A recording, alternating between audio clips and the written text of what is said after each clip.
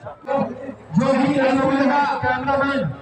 Cameraman जो है यहाँ अखिलेश यादव अमेठी में बीजेपी सरकार पर बोला जमकर हमला। यूपी के पूर्व सीएम अखिलेश यादव रविवार को अमेठी में आयोजित कार्यक्रम में शामिल होने के दौरान मीडिया से बातचीत करते हुए बीजेपी पर जमकर हमला बोला। कीमत बाजार में क्या है, रिफाइंड तेल की कीमत बाजार में क्या है, दालों की कीमत बाजार में क्या है, और हमारा किसान अगर आलू पैदा कर रहा होगा तो आज आलू की कीमत उसको नहीं मिल रही है। क्या आलू की कीमत किसान को दे पा रही लोग?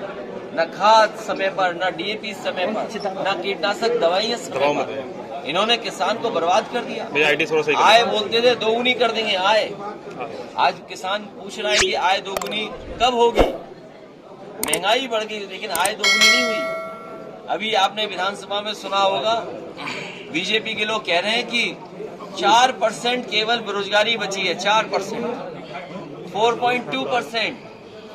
बताओ किसी गांव में चले जाओ कितने बेरोजगार बैठे हैं? किसी गांव में आप घुस जाइए, चले जाइए, बड़ी संख्या है बेरोजगारों की जो बैठे हैं। ये बेरोजगारी के लिए क्या कर रही सरकार? बिजली की दर बढ़ा दी। अभी गरीब लोग बस में जाएंगे त्योहार पे, वो बस का किराया बढ़ा दिया। आखिर सरकार क्या कर रही है? सरकार गरीब को मार रही, किसान को मार रही, नौजवानों से नौकरी रोजगार छीन रही है। इसलिए हम आह्वान करेंगे जनता को, 2024 में इस भारतीय जनता पार्टी को सबक सिखाएं, जिन्होंने अच्छे दिन का वादा किया था। आम गरीब का चैन छीन लिया इसने। अच्छे दिन तो दिए नहीं लेकिन चैन छीन लिया। ये बुलडोजर किसी समस्या का समाधान नहीं है। बुलडोजर के पास दिमाग नहीं है, कहीं भी चल जाएगा बुलडोजर।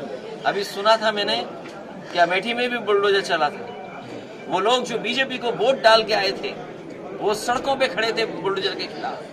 इस देश को कानून और संविधान से चलना चाहिए। कानून और संविधान हमें बचाता है, गरीब की हमारी मदद करता है। ये बाबा साहब भीमराव अम्बेडकर जी का संविधान नहीं मानते हैं, ये दूसरा संविधान चला रहे हैं, पता नहीं कौन सा संविधान है इनका। और फिर विधानसभा में मुख्यमंत्री जी का ये कहना है कि समाजवाद, ये मुख्यमंत्री जी को जानकारी नहीं किसी बात की। ये संविधान तो पढ़ा ही नहीं है। अगर संविधान पढ़े होते तो प्रेमबल पढ़ते तो उसमें समाजवादी शब्द है। और समाजवाद के बिना लोकतंत्र, और बिना लोकतंत्र के हुए सेकुलरिज्म, ये कैसे संभव है? हमारा देश सेकुलर हो, सोशलिस्ट हो, डेमोक्रेसी के समय लोगों ने तय किया है। ये बीजेपी के लोगों को पता ही नहीं है समाजवाद क्या है। इन्हें खुद का नहीं पता, क्योंकि ये जान ही नहीं रहे महंगाई कितनी बढ़ गई है। और सड़कों पर सांड अभी भी घूम रहे हैं। ये जो क्यों खिला भैया 40 लाख करोड़ का सपना दिखा रहे हैं, 35 लाख करोड़ का, आपसे बेहतर कौन जानेगा? यही सब इंडस्ट्रियल एरिया है। मुसाफिर खाना, जगदीशपुर, रायबरेली। एक जमाने में कभी सहूलियत दी गई होगी और सहूलियत की वजह से लोगों ने कारखाने उद्योग लगाए, लेकिन सरकारें बदल गई। वो उद्योगपति, कारखाने लगाने वाले लोग अपनी सहूलियतें लेकर के यहाँ से भाग गए, कारखाने वैसे के वैसे खड़े हैं। अखिलेश भैया, आप 2024 की लड़ाई शुरू कर दी है, पूरब से लेकर पश्चिम तक सबको एकजुट कर रहे हैं। हमारा गठबंधन जो आज है वो 80 की 80 सीटें लड़ेगा। और मैं अमेठी की जनता से कहूंगा कि ये सिलेंडर वाली सांसद को जरूर हराना। रामचरितमानस को लेकर जिस तरीके से विवाद हो रहा है, 3-3 हजार प्रतियां बिक जा रही हैं। मैं आपसे कहना चाहता हूं, पत्रकार साथियों, मैंने सदन में भी कहा, हम समाजवादी लोग रामचरितमानस के खिलाफ नहीं है, लेकिन कुछ चीजों पर सवाल है। मैं ये जानना चाहता हूं कि अगर मुख्यमंत्री आवास से मैं बाहर आता हूं, जनता ने मुझे हरा दिया, जनता ने समाजवादियों को सरकार नहीं बनाने का मौका दिया, आप गंगा जल से नहलाएंगे, गंगा जल से आप साफ करेंगे। और फिर अगर शूद्र वाली बात है, मैं एक मंदिर में एक संत के कहने से जा रहा था, वहां पर एक पुजारी हैं, उनके कहने से मैं जा रहा था पूजा पाठ करने के लिए। ये बीजेपी के लोग कौन होते हैं जो काला झंडा देंगे और मंदिर में नहीं जाने देंगे? और इसलिए नहीं जाने दे रहे थे क्योंकि वो हम समाजवादियों को, खासकर दलित, उनको शूद्र समझते हैं। इनके पास कोई जवाब हो तो बताएं कि क्या किसी मुख्यमंत्री का आवास आप गंगा जल से धोएंगे? क्या किसी को आप शुद्ध समझकर उसको अपमानित करेंगे?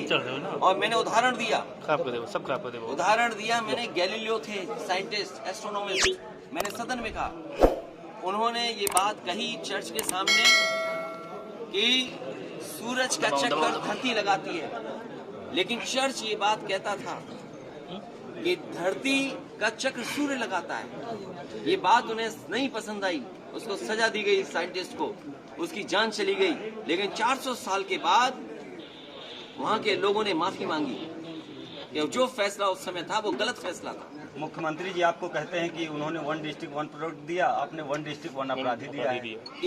इस उत्तर प्रदेश में ऐसा मुख्यमंत्री नहीं आया होगा जिसने अपने मुकदमे वापस लिए हों। मैं तो कहूँ बेटी का आज कार्यक्रम है और समाजवादी पार्टी से ये परिवार आज से नहीं, बहुत दिनों से परिवार समाजवादी पार्टी से जुड़ा रहा है और उनकी बेटी का आज विवाह है, कार्यक्रम है उनका, इसमें मैं शामिल होने के लिए आया हूँ। उनको बधाई देने आया हूँ, मुबारकबाद देने आया हूँ और उनका जीवन अच्छा हो, स्वस्थ जीवन हो और सुखी रहे। जो आज कार्यक्रम है शादी का, उसमें मैं शामिल होकर उन्हें आशीर्वाद और बधाई देने आया हूँ। जिस तरीके से प्रदेश में इस वक्त क्या कहते हैं अपराधियों और का अमेठी, क्योंकि ये नाम से ही जाना जाता है, अमेठी के बारे में मैं समझता हूँ देश और जो लोग राजनीति में रुचि रखते हैं वो अमेठी को अच्छी तरह जानते हैं। अमेठी में आज आने का मुझे मौका मिला, मैं पहले भी आया हूँ। मैं सबसे पहले जनता का धन्यवाद दूंगा कि उन्होंने समाजवादी पार्टी की मदद करके हम लोगों को विधायक जितवाए हैं। जहाँ हमारे बगल में बैठी विधायिका है वो जीती, दूसरे विधायक भी हमारे जीते, दूसरी बार के विधायक हो गए, तीसरी बार के विधायक हैं हमारे। मैं जनता का धन्यवाद देता हूं और जो हालात हैं वो आपसे छिपी नहीं है। अभी सदन खत्म हुआ और दिल्ली की सरकार में आपने बहुत करीब से देखी। आज महंगाई चरम सीमा पर है, बेरोजगारी चरम सीमा पर है और अन्याय जिसकी आप कल्पना नहीं कर सकते। अगर गरीब है तो इस सरकार में उसे न्याय नहीं मिल सकता। विपक्ष ने जो सवाल उठाए उसका एक भी जवाब सरकार नहीं दे पाई। आज सरकार उनसे पूछे, सरकार के लोग बताएं कि महंगाई क्यों बढ़ रही है। और एक के लिए बड़ा डंका बजाते थे भारतीय जनता पार्टी के लोग कि हमारे फैसले देखिए कि एक उद्योगपति दुनिया में नंबर एक पे पहुंचने वाला है, नंबर 2 पर पहुंचा और आज मैं समझता हूं कोई गिनती नहीं जानता होगा किस स्थान पर पहुंच गया। बीजेपी को कोई फर्क नहीं पड़ता कि देश का एक उद्योगपति, उनका मित्र उद्योगपति, उनका साथी उद्योगपति, उसके 20 लाख करोड़ से ज्यादा पैसे